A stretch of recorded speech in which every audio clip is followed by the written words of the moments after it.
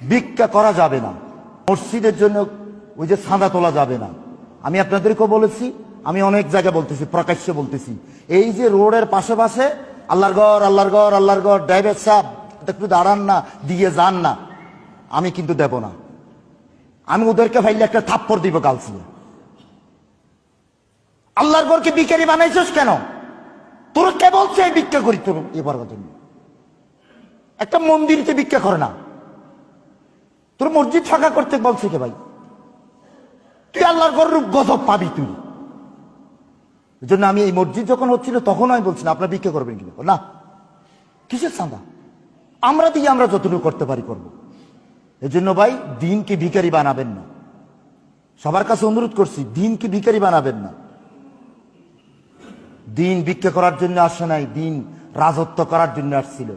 হুয়াল্লাযী আরসালা রাসূলাহু বিল হুদা ওয়া দীনিল হক লিইয়ুযহিরাহু আলাদ দীনি কুল্লিহি ওয়া কাফা বিল্লাহি শাহীদা ওয়ালাউ কারিহাল কাফিরুন ওয়ালাউ কারিহাল মুশরিকুন।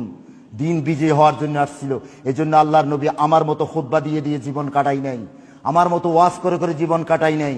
আল্লাহর নবী মানুষের কাছে ভিক্ষা করে নাই, বলছিলেন তুমি এত দাও, দাও দিতে পারবা দাও, না দিলে হুজুর আমার, তাহলে হুজুর তুমি দিতে পারবা? হুজুর আমি, হুজুর আমার কাছে নাই। তো হুজুর আমি একটা কাজ করব, আমি এই লোকটাকে নিয়ে যাব, আপনি যদি অনুমতি দেন।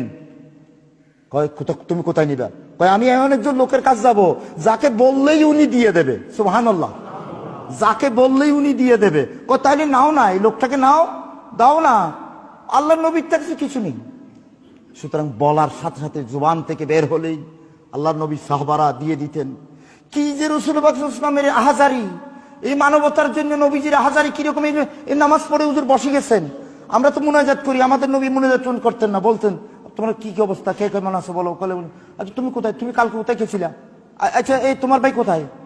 ইয়া রাসূলুল্লাহ আমার ভাই তো কোথায় গেল জানি না, এক্ষুনি যা খবর নাও। কেন আসেনি? গেলেন। আল্লাহ নবী যাইতে যাইতে, ওই লোকটা যাওয়া যাইতে যাইতে আল্লাহ নবী উঠে গেছেন, উঠে নবীজি স্বয়ং গেলেন, গিয়ে বলেন এই কে আছো বাড়িতে? বেলালের মা কই? সুবহানাল্লাহ, বেলালের মা বলে, আল্লাহ নবীর বাসা, বেলালের মা কই? বেলালকে, ওই বেলাল মানে ওই বেলাল নয় যেটা আপনারা চিনেন, সেই বেলাল না, আরেক বেলাল। সুবহানাল্লাহ, বেলাল মা কই? পর্দার ভিতর থেকে বললেন ইয়া রাসূলুল্লাহ আসসালামু আলাইকুম ইয়া রাসূলুল্লাহ, আপনার ছেলে কই? মসজিদে যায় না কেন? সুবহানাল্লাহ সুবহানাল্লাহ, ইয়া রাসূলুল্লাহ রাত বেশি হয়ে গেছে, রাত বেশি হয়ে গেছে, আসতে রাত বেশি হয়ে গেছে। এরপরে তাহাজ্জুদ পড়ছিল, আবার উঠে হঠাৎ করে বোধহয় ঘুম এসে গেছে। সুবহানাল্লাহ, প্রিয় হাজিরিন, আল্লাহ নবী এইভাবে যেতেন, আল্লাহ নবী এইভাবে যেতেন, আল্লাহ নবী ভিক্ষা করতেন না ভাই, সাহাবাদেরকে এই কাজগুলো করতেন। অনেক কথা।